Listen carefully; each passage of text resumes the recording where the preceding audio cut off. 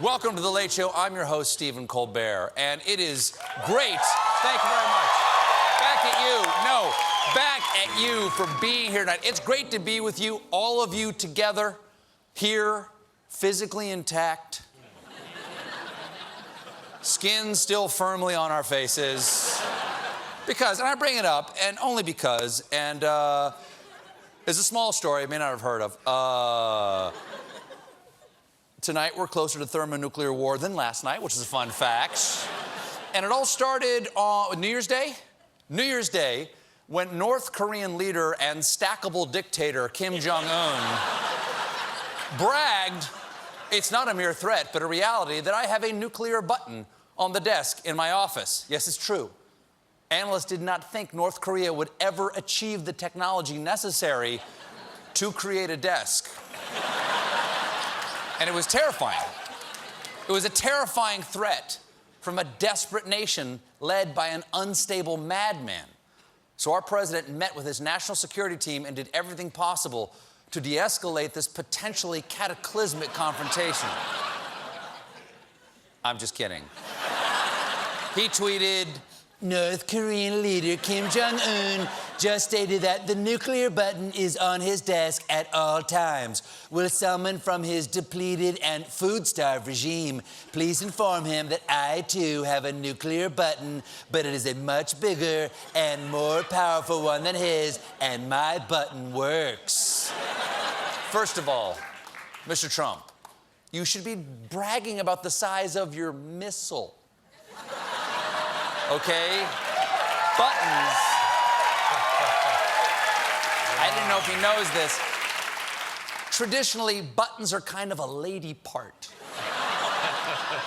As in, I don't think the president knows where to find the button. Plus, I hope not. Don't know what that means. Plus, interesting fact about the nuclear button, there is no button. It's not real, it's just a metaphor, unless they put a phony button on Trump's desk, right between the one that orders him a Diet Coke and the one he presses to hear what the cow says. Stupid cow. Fake moose.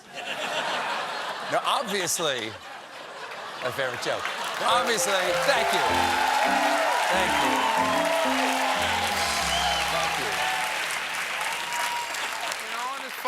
Obviously, we're kidding, and we kid because we don't want to die. And at least I don't want to die this stupid, you know?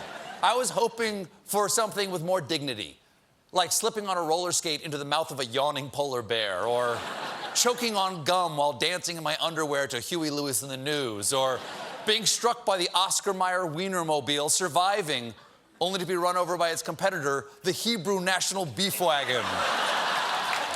Meanwhile, that would be a better way to die. Meanwhile, Republicans have been silent about this.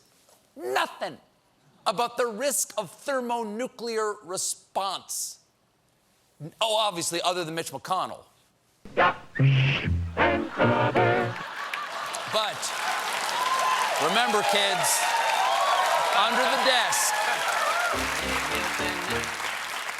I think there might be a way, though. I really do think there might be a way to calm Trump down about the size of his button.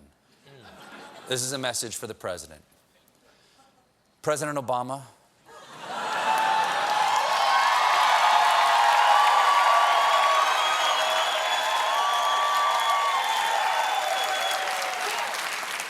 Sir, you've given a lot for this country, but we need one more thing. We need you to go on national TV and say that Donald Trump's penis is bigger than yours. No one will believe you, but only one person has to. For the love of God, sir, what choice do we have? In the meantime, think he'll do it? You think he'll do it? I think he will. He's a good man. In the meantime, if I'm gonna die, I'm gonna die doing what I love. Hit it! It's hit the B squared. It's hit the B squared. It's hit the B squared.